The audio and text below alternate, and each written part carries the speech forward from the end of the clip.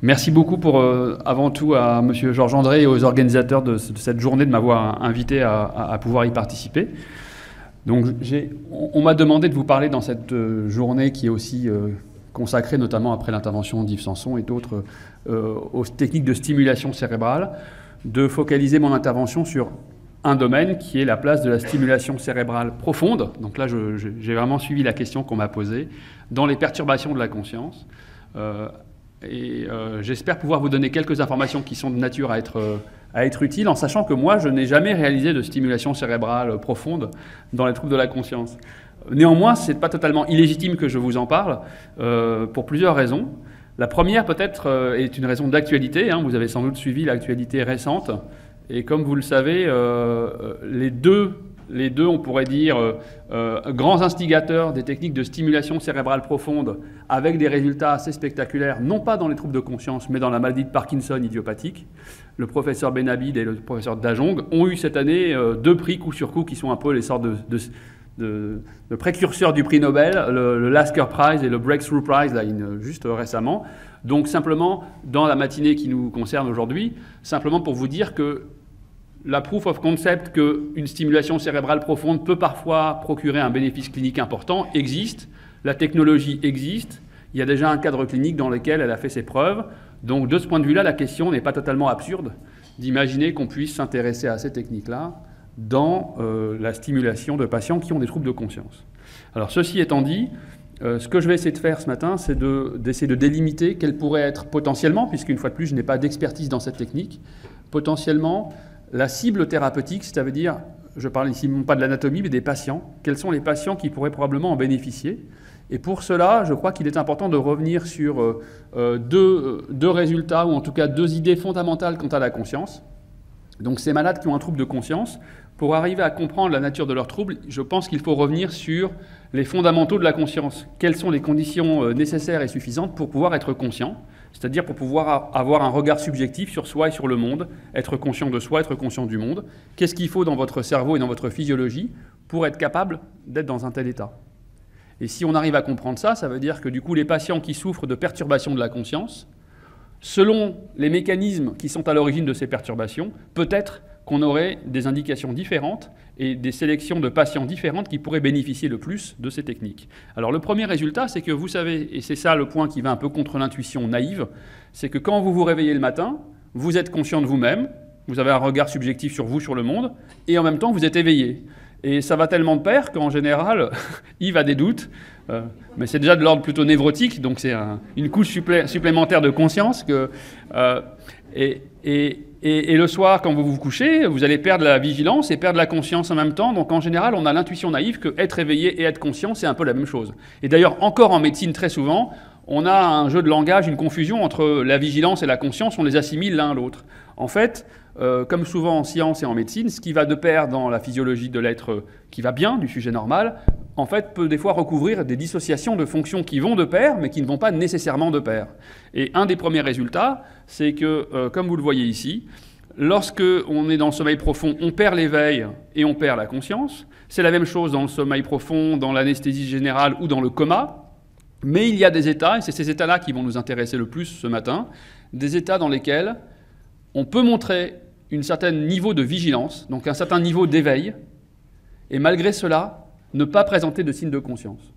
Alors c'est très contre-intuitif, on a beaucoup de mal à se rendre compte quand on n'est pas dans ce domaine, quand on n'a pas l'habitude de ça, mais autrement dit, le tableau classique de ce qu'on appelle les états végétatifs, c'est typiquement ça, ce sont des patients qui sont éveillés sans qu'on les stimule, qui peuvent rester dans leur lit les yeux ouverts pendant plusieurs heures, et puis parfois avoir des périodes de moindre vigilance, donc ils ont bien une vigilance qui fluctue, mais même lors des meilleurs moments de vigilance, eh bien, on ne trouve pas de signes comportementaux qui laissent traduire une conscience de soi, une conscience de l'environnement, d'accord? Pour vous donner d'autres exemples moins catastrophiques, mais plus faciles à saisir, dans certaines crises d'épilepsie, notamment des crises partielles complexes, comme ça qu'on les appelle, eh bien, le patient est éveillé, il a un tonus postural, il peut rester debout, les yeux ouverts, mais pendant quelques secondes ou quelques minutes, il va perdre conscience, alors que l'éveil est présent. Autrement dit, le premier résultat crucial, et d'après moi c'est le plus important d'aujourd'hui, c'est que le fait qu'on puisse dissocier vigilance et conscience, c'est très important. Autrement dit, ça veut dire qu'une des fonctions sine qua non de la conscience, c'est l'éveil. Il faut un minimum d'éveil cortical pour autoriser cette fonction psychologique qu'est la conscience. D'accord ? D'ailleurs, vous pourriez vous dire, En fait, ça a l'air de coller, ce qu'on nous raconte, mais moi, je connais bien un état dans lequel je suis conscient alors je ne suis pas éveillé. C'est le rêve, la nuit, par exemple, l'expérience onirique. Vous vivez des choses subjectivement, vous en gardez un souvenir épisodique. On appelle ça c'est bien un état de conscience. Un état de conscience particulier, mais clairement, vous avez une conscience de vous-même et du monde. Alors vous pourriez me dire, dans le rêve, par exemple, c'est le contre-exemple parfait. On peut être conscient alors qu'on n'est pas éveillé. Mais vous savez que c'est la grande découverte de l'école lyonnaise de physiologie de Jouvet, de montrer que précisément lorsque vous êtes en train de faire des rêves et que tout semble supposer que vous êtes toujours endormi, votre cerveau n'est pas endormi, il est éveillé. C'est pour ça qu'on appelle ça le sommeil paradoxal.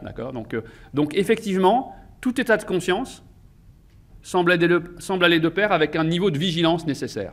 Donc si vous n'avez pas cette vigilance, si les patients n'ont pas cette vigilance, ils ne seront de toute façon pas conscients. Et peut-être une des explications les plus classiques, vous avez ici un tronc cérébral vu de profil, et ce qui est grisé, c'est la formation, ce qu'on appelle la formation réticulée, qui a été découverte vers la fin des années 40, début des années 50.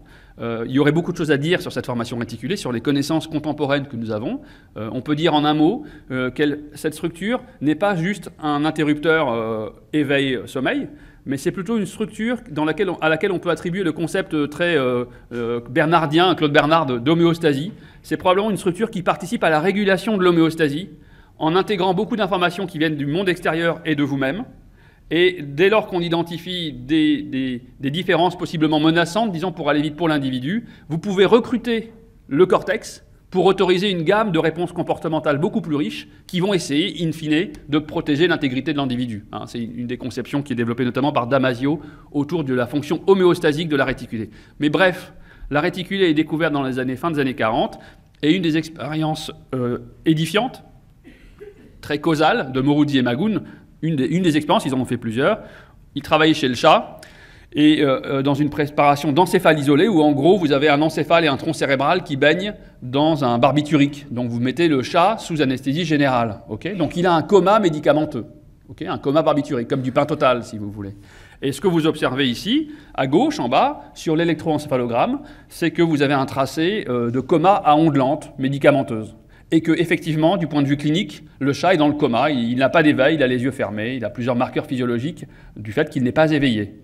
Et puis là, vous enfoncez des électrodes, des stimulations, pour faire une stimulation électrique dans la réticulée, et ce que vous observez, c'est que le chat ouvre les yeux, le chat retrouve un niveau de vigilance, et son EEG, du cortex, non pas du tronc cérébral, retrouve une activité d'éveil, un rythme d'éveil. Donc vous voyez que quand vous stimulez le tronc cérébral, la réticulée, vous avez causalement un effet sur la vigilance et sur l'éveil cortical. D'accord ?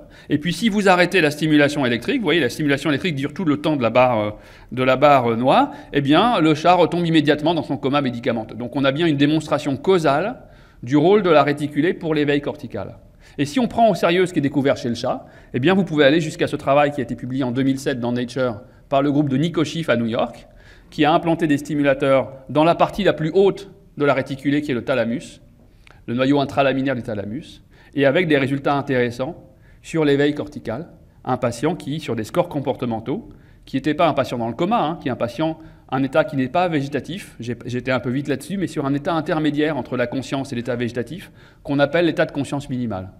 L'état de conscience minimale reste encore un petit peu, entre guillemets, un fourre-tout, mais ce qu'on veut dire par là, c'est attention, le patient montre des comportements qui ne sont pas purement des comportements réflexes, qui sont des comportements qui exigent la participation du cortex. Par exemple, quand un patient est capable de suivre des yeux une cible visuelle, eh bien on sait que son tronc cérébral tout seul ne suffit pas, qu'il faut du frontal eye field, différentes régions pariétales et frontales qui participent, donc probablement il a un fonctionnement plus riche. On ne peut pas dire grand-chose de sa conscience, puisque c'est uniquement des comportements moteurs qu'on va tester, mais déjà dans ces états-là, les patients ont potentiellement plus de chances de récupérer du fait de moindres atteintes cérébrales. Eh bien, chez un patient de cette nature, état de conscience minimale, on avait obtenu, l'équipe de Nico Schiff avait obtenu une augmentation de l'éveil cortical. Alors, pour autant, cette histoire n'a pas commencé en 2007, et il faut reconnaître qu'en fait, en France, un neurochirurgien français, François Coadon, avait dès les années 80, le premier, je pense, à ma connaissance, une fois de plus, je ne suis pas expert du domaine, mais à ma connaissance, je crois que c'est les premières grosses séries mondiales sur ces travaux-là, François Coadon a implanté des malades avec des stimulateurs un peu l'équivalent de ceux de la maladie de Parkinson idiopathique, dans le thalamus, donc la région le noyau dont je vous parle. Et vous avez ces deux articles qui sont peut-être pas suffisamment connus d'ailleurs, des patients, là une cohorte de 25 malades, donc on parle d'un nombre assez considérable pour cette thérapeutique très innovante et très invasive, 25 malades, et quand vous voyez, ce sont des malades qui étaient en état végétatif persistant. Il les a implantés, et alors je n'ai pas eu l'occasion de discuter avec François Coadon, mais vraiment en lisant sa série d'articles sur ces travaux-là, on voit que certains malades n'ont pas du tout répondu, donc dans ce cas-là, la thérapeutique, la stimulation a été interrompue. D'autres ont répondu, et ensuite, la difficulté, c'était d'apprécier le bénéfice écologique pour le malade de cette amélioration qui peut être une amélioration sur des échelles cliniques, mais est-ce que vraiment ça a pu changer la vie ou pas des patients? En lisant ces articles, on a l'impression que voilà, vous voyez cette phrase en jaune que j'ai soulignée. However, all these patients with 1 to 12 years follow-up remain severely disabled. Autrement dit, malgré ces tentatives, les patients qui avaient montré une amélioration restaient encore très très massivement handicapés et touchés. Donc on a l'impression, mais je ne veux pas me substituer à François Coadon, que cette piste-là qu'il avait explorée de manière très innovante et très en avance, en fait, a été plutôt conduite à une forme de relative déception, de se dire, bon, peut-être qu'en fin de compte, on n'a pas des résultats suffisamment intéressants. Néanmoins, vous voyez que l'étude de Schiff dont je vous ai parlé, et Nico Schiff, d'ailleurs, qui connaît très bien les travaux, qui cite les travaux de François Coadon, a repris cette piste-là. Et je pense que ce n'est pas tout à fait absurde, en fait, de se réengager. Parce que et Béchir Geraya, qui est ici aussi, je pense aussi, fait partie des personnes qui vont vouloir aussi creuser cette approche-là. Et je dirais que ce qui a changé depuis les années 80-90, c'est une chose importante, c'est qu'on dispose de meilleures compréhensions quant à la nature des mécanismes cérébraux qui sous-tendent la conscience. Et je vais aller très vite, puisque je crois que c'est 20 minutes d'intervention, je pense. Il m'en reste combien, d'ailleurs? J'ai mis tellement de temps pour trouver le conseil général, honnêtement, je vais me venger sur tout le monde, c'est ça. Ce que je vous montre là, il me reste à peu près 10 minutes? 10 minutes, c'est bien, merci. Alors, ce que vous voyez ici, je vais faire passer le film en boucle. Vous avez un hémisphère gauche de profil. Vous avez l'avant du cerveau ici, l'arrière du cerveau ici. Il est gonflé pour qu'on voit les sillons. Et ce que vous voyez en gros, ça n'a rien à voir avec ces patients directement. Mais si jamais, quand il y a imaginons que je flash un mot sur l'écran, le mot banane, et qu'on enregistre avec une technique qui ressemble à l'EEG, qui est la magnétoencéphalographie, qu'on enregistre les activités de notre cerveau pendant que nous lisons, on va voir que la vision commence dans les régions occipitales, ça va vers l'avant du cerveau. Ça prend à peu près 2/10 de seconde, mais je vous remontre une fois de plus le film. Regardez bien le film, ça commence en arrière. Attendez, je le relance, voilà. Ça commence en arrière, ça va en avant, mais ça retourne en arrière, ça revient en avant, et donc vous avez une sorte de grande discussion à l'échelle de votre cerveau. Et pour aller très très vite, depuis 20 ans, nous et d'autres collègues dans le domaine, nous avons pu montrer en fait que dans ces activations cérébrales, la première partie du film, autrement dit les activations un peu automatiques qui vont... comme une sorte de coup de balai qui traverse le cerveau de l'arrière vers l'avant. C'est comme ça qu'on l'appelle le feed-forward sweep. Eh bien, ce coup de balai, il peut procéder de manière inconsciente. On peut l'avoir même lorsque nous ne prenons pas conscience des mots. On peut l'avoir chez des malades qui ne sont pas conscients. Par contre, quand vous avez la deuxième étape qui commence vers plutôt 3/10 de seconde, et cette étape, comme je vous l'ai dit, c'est un peu comme une sorte de conversation cohérente à l'échelle du cerveau. Comme, imaginons que je sois une région impliquée dans la lecture, eh bien, j'ai quelque chose à vous dire, vous êtes les autres régions, je vais pouvoir vous communiquer cette information, vous allez pouvoir en faire ce que vous voulez et envoyer des retours là-dessus. Eh bien, cette conversation à grande échelle du cerveau, qui demande donc des capacités de communication à longue distance dans le cerveau, il semble bien qu'au jour d'aujourd'hui, ce soit le meilleur marqueur de l'état de conscience. Et pourquoi je vous parle de ça ce matin? Parce que du coup, on identifie rapidement les deux conditions nécessaires pour être conscient. Il faut être vigilant. Et la réticulée va allumer votre cortex, autrement dit, va autoriser, si vous avez un cortex relativement intègre, la possibilité de cette communication qui exige un éveil. Mais vous comprenez tout de suite que si votre cortex est le siège de lésions catastrophiques, massives, autrement dit, si le système de l'éveil, il n'a pas grand-chose à allumer, eh bien, il est à peu près logique qu'on n'attende pas grand-chose comme amélioration, si on joue sur la composante de l'éveil. Autrement dit, on peut identifier ici qu'une population... Une catégorie de malades qui, à mon avis, seraient les plus à même de bénéficier de ces techniques sont des malades qui ont encore une intégrité des réseaux cortico-corticaux et corticothalamiques, mais simplement, du fait de perturbations d'éveil, du fait de fluctuations massives de l'éveil en permanence, c'est ce qu'on voit chez ces malades, ils n'arrivent pas à atteindre cet état fonctionnel.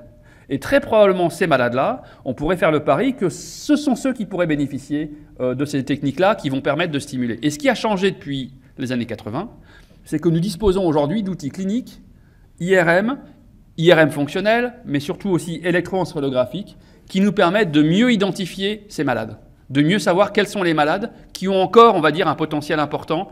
Et c'est ce que je comptais vous montrer par la suite. Alors ça, je vais passer là-dessus.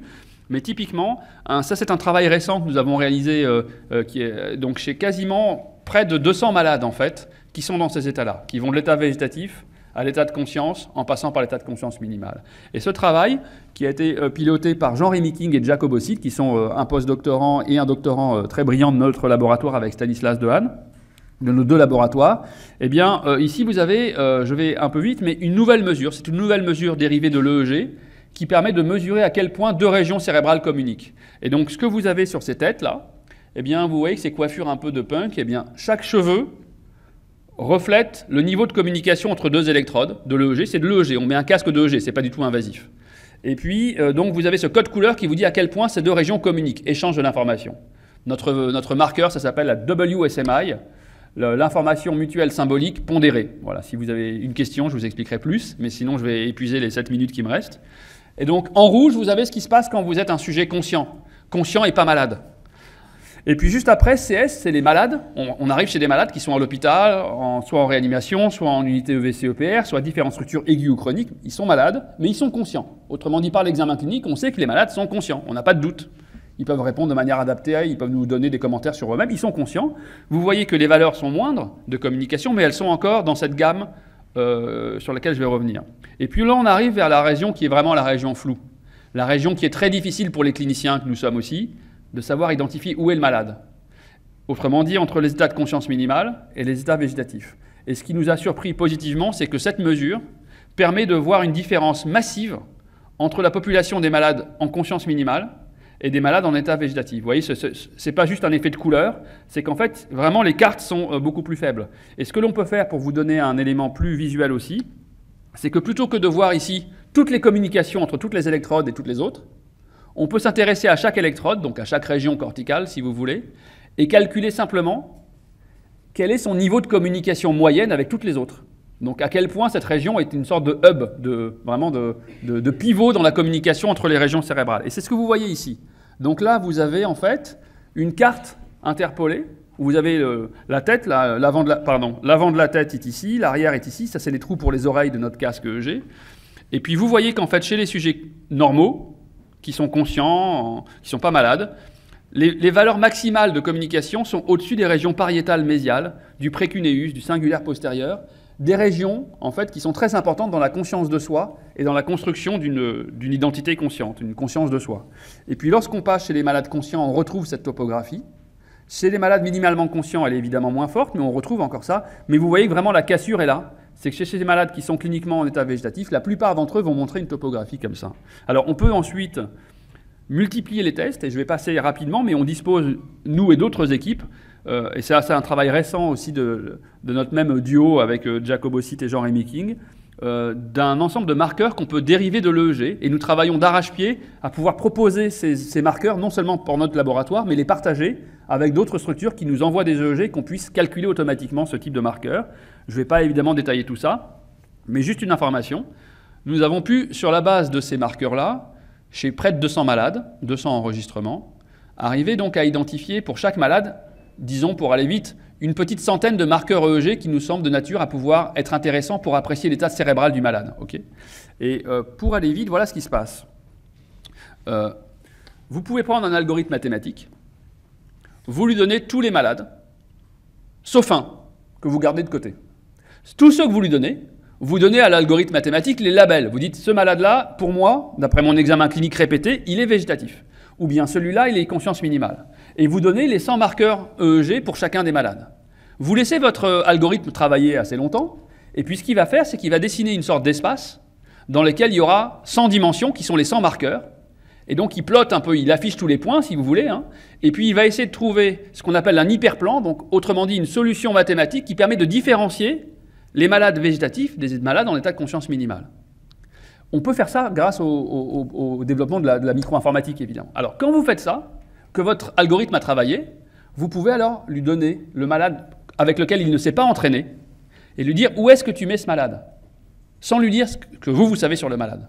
et vous voyez s'il se trompe ou pas. Autrement dit, s'il le met dans la catégorie que vous aviez, dont vous avez, si vous voulez, une prédiction de l'EEG de l'état du malade, en plus de la prédiction clinique. Et un résultat que je vous montre qui nous a positivement surpris, c'est que nous avions dans ce travail 75 malades qui pour nous, avec vraiment, je n'ai pas insisté là-dessus, mais les méthodes cliniques sont très très importantes. Vous voyez, je vous dis qu'à l'époque de François Coadon aussi des années 80, eh bien, les outils comportementaux cliniques n'étaient pas aussi développés qu'aujourd'hui. Donc on dispose d'échelles comme la CRS, vous en avez peut-être parlé déjà, qui permettent la Coma Recovery Scale, la version révisée, qui sont de très bonnes échelles qu'il faut répéter de manière experte. Alors, je termine là-dessus. Nous avions dans cette base de données 75 malades pour lesquels, selon vraiment nos critères répétés, le mieux qu'on puisse faire aujourd'hui en termes de clinique, on faisait le mieux que nous puissions faire, eh bien ces malades pour nous étaient en état végétatif. Mais pour autant, quand on voyait ce que notre algorithme mathématique nous disait sur la base de l'EEG des malades, eh bien dans la majorité des cas, l'algorithme mathématique était d'accord avec nous. Ça veut dire, dans 50 des 75 malades, il nous a répondu, il est végétatif. Mais comme vous voyez, il y a des erreurs. Et dans 25 des malades, donc c'est quand même pas rien, il nous a dit non, moi je l'aurais mis chez la population d'état de conscience minimale. À ce moment-là, vous vous dites il y a deux choses. Soit votre algorithme n'est pas très bon, soit vous n'êtes pas très bon, soit il y a un problème de toute façon. Une façon de trancher, c'est de voir ce que deviennent les malades. Et en fait, la surprise qu'on a eue, c'est que la probabilité, donc la proportion de malades qui sont passés de l'état végétatif à l'état de conscience minimale dans les 7 semaines qui suivent, était plus que doublée dans la population des malades que nous considérions comme végétatifs, mais qui étaient considérés comme mieux que végétatifs par l'EEG. Alors, ce n'est pas un résultat définitif, mais ça permet de dire que je crois qu'aujourd'hui, on est loin d'être à la perfection de tout ça, mais on dispose de plus d'outils qui nous permettent de mieux apprécier l'état des malades, au-delà de l'expertise clinique, et donc du coup d'utiliser cette source d'information pour piloter au mieux ces techniques de stimulation. Et je terminerai juste par deux remarques.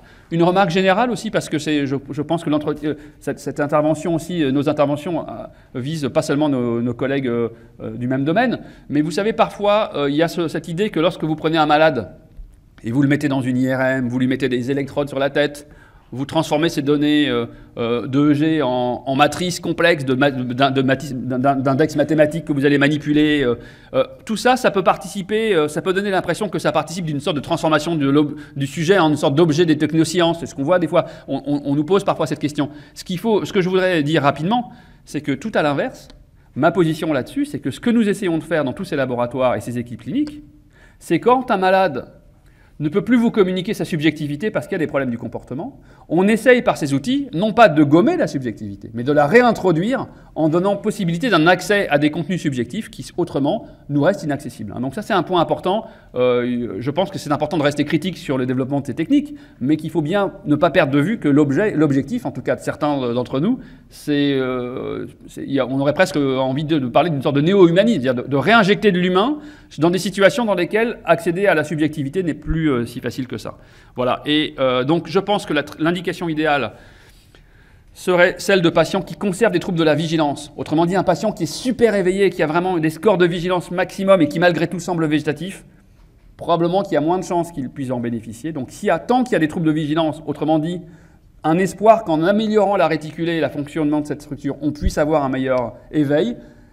Et deuxièmement, il faut sans doute viser des patients qui ont une préservation anatomo-fonctionnelle d'une sorte de masse critique de cet espace de travail, de cet espace cortical que nous essayons de théoriser aussi avec Stanislas Dehaene et Jean-Pierre Changeux. Et donc plutôt des patients en état de conscience minimale que des patients en état végétatif. Des patients, voire état de conscience minimale plus, avec des fluctuations. Et probablement, ces patients doivent aussi être explorés par différentes approches cliniques, métaboliques, avec du PET scan qui revient sur le devant de la scène, qui est très important. Des IRM évidemment dont on vous a souvent parlé, diffusion, spectro, IRM fonctionnel, et de l'EEG quantifié comme un peu celui dont je vous ai parlé. Et juste en terminant, pour dire qu'en plus de la stimulation profonde, il y a des techniques moins invasives qui sont aussi utilisées. Yves vous a parlé de la TMS, qui est une technique très importante. Il y a aussi la TDCS, la stimulation électrique transcrânienne, qui n'expose pas au risque d'épilepsie et il y a plusieurs équipes qui ont commencé à l'utiliser, avec 2 études qu'on pourra vous communiquer, qui donnent des résultats encourageants chez ces patients, notamment état de conscience minimale, sur lesquels on pourrait discuter si vous voulez, mais je crois que je vais m'arrêter ici. Merci beaucoup. Merci. Merci pour cette communication. Y a-t-il des questions? Oui. Une question. Oui, est-ce que vous avez étudié ces fameux patients qui parlent des expériences près de la mort avec donc une vigilance nulle et une hyperconscience? Qu'est-ce que vous en pensez de ça? Alors, je n'ai pas travaillé donc la question vise ce qu'on appelle les expériences de mort imminente ou les Near Death Experience en anglais. Je n'ai pas travaillé dessus, mais mon regard là-dessus est double. Premièrement, clairement, il y a un phénomène intéressant à étudier, puisque le fait qu'on ait une reproduction de témoignages indépendants et vraiment dans beaucoup d'endroits du monde différents, il y a un phénomène à comprendre, à expliquer, ça c'est certain. Maintenant, ensuite, c'est comme toujours, notamment en neurologie. En neurologie, vous faites attention à ce que disent les malades, c'est l'essentiel. Hein. Mais ce n'est pas parce que vous faites attention à ce que disent les malades que vous prenez ça pour argent comptant. Autrement dit, évidemment que d'un point de vue, disons, matérialiste, l'idée qu'un patient puisse avoir une expérience consciente parfaite alors qu'il n'a pas de vigilance du tout, j'ai évidemment plus que des doutes. Je pense que ce n'est pas vrai. Donc, qu'est-ce qui se passe ? Il peut y avoir des phénomènes de reconstruction mnésique, là aussi la neurologie de la mémoire, les faux souvenirs, etc. Mais encore faudrait-il comprendre pourquoi dans ces situations, on a des contenus qui associent ces aspects perceptifs très importants, genre canal de lumière, expérience aussi de sortie du corps, d'accord, qu'on peut induire par des stimulations de la TMS ou des crises d'épilepsie, de la jonction temporopariétale. Bref, il y a un vrai phénomène biologique à comprendre, ça c'est certain. Je ne pense pas qu'il faille prendre au pied de la lettre ces témoignages. Par contre, peut-être qu'ils nous renseignent sur quelque chose, c'est que dans une transition, peut-être lors de la sortie du coma de ces patients-là, ils passent par une période dans laquelle il va y avoir une stimulation, peut-être des régions visuelles ou peut-être d'autres systèmes, mais qui donnent lieu à ces expériences très particulières, d'autoscopie, de vision, de coloration émotionnelle. Donc, clairement, c'est un sujet de recherche. Mais vous savez, ce que j'ai coutume de dire, c'est que quand vous faites de la neuropsychologie, vous avez deux écueils qui vous guettent. Le premier écueil, c'est de dire, comme le sujet me raconte ce qu'il veut et que en fait, ce n'est pas nécessairement vrai, je m'en fiche. Donc vous devenez une sorte de comportementaliste et puis vous ne faites pas attention à ce que dit le sujet. Ou bien vous êtes tellement intéressé par ce qu'il vous raconte que vous êtes en idolâtrie devant ses propos et vous prenez au pied de la lettre. Donc je pense qu'il faut trouver la bonne distance. Et si on trouve la bonne distance, eh bien on peut se dire, c'est intéressant, comme pour les faux souvenirs, comme la mémoire, comme la confabulation, de comprendre d'où ça vient, parce que ça vient bien de quelque part. Voilà. Mais... Oui, monsieur Sanson. Lionel, deux choses. D'abord, une chose simple. Tu sais, ces histoires de gens qui se réveillent sous Stilnox, oui. Est-ce qu'ils ont une signature particulière EEG? Et l'autre chose, c'est sur les prédictions, finalement, il faut prendre que ceux qui ont des fluctuations de la vigilance et pas ceux qui ont, au contraire, en apparence destruction. Est-ce que tu ne penses pas que c'est un peu, je dirais sur le plan philosophique, la même chose que si tu disais ceux que j'avais classés végétatifs au début, c'est pas à peine que je leur fasse le EEG parce que je sais qu'ils sont végétatifs. Est-ce que tu ne penses pas que tu ne pourrais pas avoir des surprises Bien sûr. En voyant des gens et que donc dans ces études-là, il faut peut-être taper un peu plus large parce que... Bien sûr, et je me suis sans doute mal exprimé. Merci Yves pour les deux questions. Je vais commencer par la seconde qui est la plus importante. Ce que je dis là, ce n'est pas du tout une option de sélection. Mais c'est que quand vous avez par exemple une série de 25 malades et que vous vous rendez compte qu'il n'y en a peut-être qu'un ou deux qui en bénéficient, il faut essayer de comprendre pourquoi ceux-là ont réussi, pourquoi ça leur a réussi et dans quelle perspective. Donc ça veut dire qu'il ne s'agit pas du tout de patenter, puisqu'effectivement on est dans une sorte de grande inconnue sur les thérapeutiques. Il faut essayer. Et tous ces essais dont on parle, ce n'est pas des pratiques codifiées, ce sont des essais de recherche clinique. Simplement, il faut le faire en ayant à l'esprit ce à quoi on s'attend. Et qu'effectivement, un patient, malheureusement ça arrive, un patient qui aurait des lésions bilatérales massives, frontopariétales, mais vraiment catastrophiques sur tous les aspects cliniques, d'ETI, en IRM, en EEG, etc., je ne dis pas qu'il ne faut pas essayer. Par exemple, le test au Stilnox dont tu parles, et les séances de TDCS dont je vous ai parlé, nous, on les propose. Le Stilnox, c'est ce qu'on fait, on le fait systématiquement à tous les malades. Et pour la TDCS, on vient de recevoir le système, on va essayer de le mettre au point. Mais une fois que ça sera opérationnel, on va faire cette tentative chez tous les malades, évidemment. Simplement, c'est pas parce que vous le faites chez tout le monde que vous le faites à l'aveugle. Vous vous dites, je m'attends quand même à ce qu'il y ait tel ou tel résultat. Et donc ça, c'est très important et ça clôt pas le débat, je suis d'accord avec toi. Et deuxièmement, sur le Stilnox, eh bien, toujours le groupe de... Alors, on travaille sur le Stilnox, hein, vous avez sans doute tous entendu parler de cette réponse.